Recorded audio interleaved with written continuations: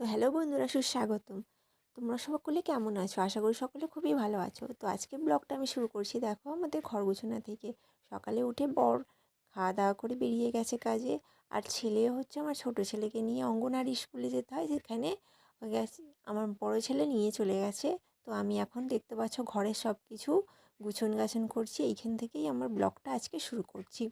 তো আগের দিন ঘুরতে বেরোয় গিয়েছিলাম, তাই একটু জামা কাপড় একটু বেশি ছড়িয়ে ছিটিয়ে আছে, তো একটু বেশি গুছোতে হচ্ছে। তো এইসব গুছোতে গিয়েই একটু দেরি হয়ে গিয়েছিল। আমার বড় ছেলেও ছোট ছেলেকে নিয়ে স্কুলে গিয়েছিল, সেও চলে ফিরে এসেছিল। এসে সে খাওয়া দাওয়া করে স্নান টান করে সে তার স্কুলে বেরিয়ে গেছিলো। আমিও স্নান টান করে পুজো টুজো করে রান্নাবান্না সবই করে নিয়েছিলাম। সেই সব দেরি হয়ে গিয়েছিল বলে সেই সব ভিডিও কোনো তুলতে পারিনি। তো এখন দেখো দুপুর 1টা বেজে গেছে। তো আমার ছেলে এক্ষুনি চলে আসবে, আসলে আমরা সব খেতে বসে পড়বো। তো আমার ছেলে চলে এসছে, আমরা এখন এখানে খেতে বসেছি। তো আগেই বলেছিলাম বেলা হয়ে গিয়েছিল বলে অনেকটা দেরি হয়ে গিয়েছিল, তাই জন্যে বেশি কিছু রান্না করিনি। দেখো রান্না করেছি, দেখছো কালকের ফ্রিজে মাছ ছিল, তো মাছ ভাজা করেছি। আর একটু পালং শাকের তরকারি আমার জায়েদের হয়েছিল, সে দিয়ে গিয়েছিল। আর আমি ডাল করেছি, আর এই শুকনো লঙ্কা পেঁয়াজ দিয়ে আলু ভাতে মাখা এই খাবারটা না আমার এত সুন্দর লাগে, এত প্রিয় খাবারটা, খুবই ভালো লাগে। মাছ মাংস খাওয়ার থেকেও এই খাবারটা আমার খুব ভালো লাগে। তোমাদের কি ভালো লাগে এই খাবারটা? কি তাহলে ভালো লাগলে অবশ্যই কমেন্ট করে জানিও কার কার এই খাবারটা ভালো লাগে। আমার তো খুব ভালো লাগে। তো এখন দেখছো আমি আমার বড় ছেলেকে ভাত মেখে দিলাম, তারপরে মাছটা ছাড়িয়ে দিচ্ছিলাম, ও নিজে ছাড়িয়ে খেতে পারে না তাই। আর আমার ছোট ছেলেকে দিইনি বলে ও আগে থেকেই হাঁক করে বলছে আমাকে দাও, আমাকে দাও। তো আমার ছোট ছেলেকেই খাওয়াবো এবং আমি নিজেও খাবো। এইভাবে দেখছি আমার ছোট ছেলেকে খাওয়াচ্ছিলাম, খাইয়ে তারপর আমি নিজেও খাচ্ছিলাম। আরও একবার না স্থির হয়ে কখনো বসে খায় না আমার ছোট ছেলে। খাবে অল্প, খাবে না বেশি, খাবে এক গাল ভাত, তবুও সেই সারাক্ষণ ছটফট ছটফট করতে করতেই খাবে। ওকে থায় বসিয়ে বসিয়ে ডেকে ডেকে আমাকে খাওয়াতে হয়। তো একবার ও ছেলেকে খাওয়াচ্ছি, একবার আমি খাচ্ছি, এইভাবেই খাওয়াতে খাওয়াতে আমাদের খাওয়াটা কমপ্লিট করে নিলাম।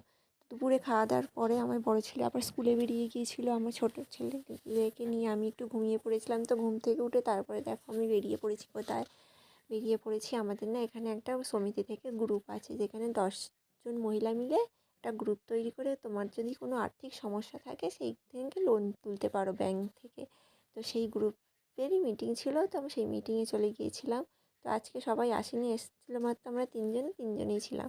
তো মিটিং থেকে ফেরার পরে দেখতে পাচ্ছ আমি চলে এসেছি খাবার করতে, মানে রাত হয়ে ডিনার তৈরি করতে চলে এসেছি।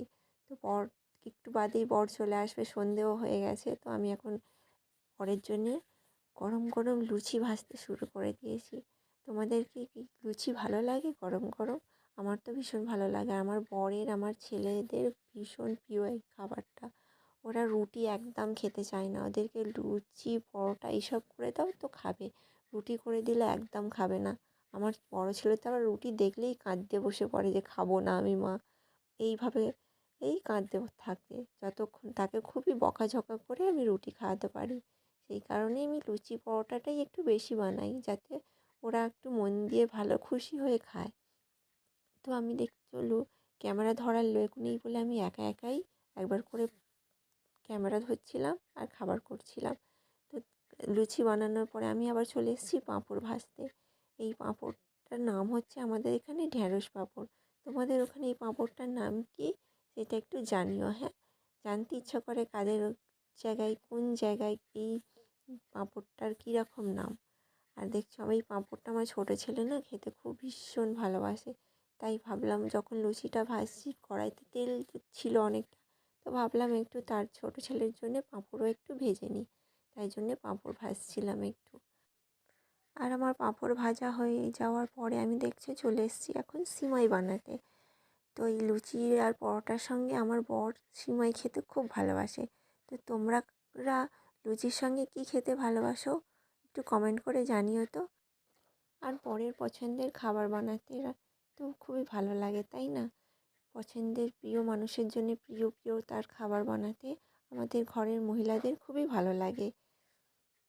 যখন আবার সে যদি বাইরে কাজে যায়, মানে বাইরে কাজে বেরিয়ে যায়, তখন সে সারাদিন তাকে দেখতে পাওয়া যায় না। তখন রাতে ফিরে সে বাড়িতে একবার ভালো করে খায়, তাকে সেই খাবারটা যত্ন করে খাওয়ানোর একটা আলাদাই মজা লাগে, তাই না? অ আ হর্ষই দীর্ঘই হর্ষ দীর্ঘ রি লি এ ওই ও ও আবার পড়ো। তো বন্ধুরা, দেখতেই পাচ্ছ আমার এই ছোট ছেলেটা না একদম পড়াশোনা করতে চায় না। যখনই বসাবো তখনই ওই একবার দুবার বলবে আর বলবে না। কিছুতেই একে পড়াশোনা করাতে পারছি না, শেখাতে পারছি না। মানছি এখনো সেরকম বড় হয়নি, তবুও তো শেখাতে হবে বলো। তো রান্নাবান্না আগে করা হয়ে গেছে, দেখতেই পেয়েছো তোমরা, রান্নাবান্না করা হয়ে গেছে। রান্নাবান্না করেই এখনকে পড়াচ্ছি, একটু পড়ো।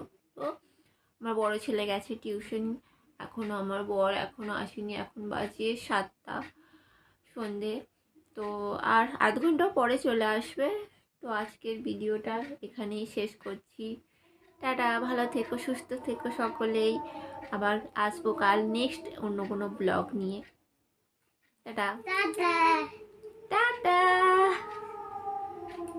শোনাও শোনাও।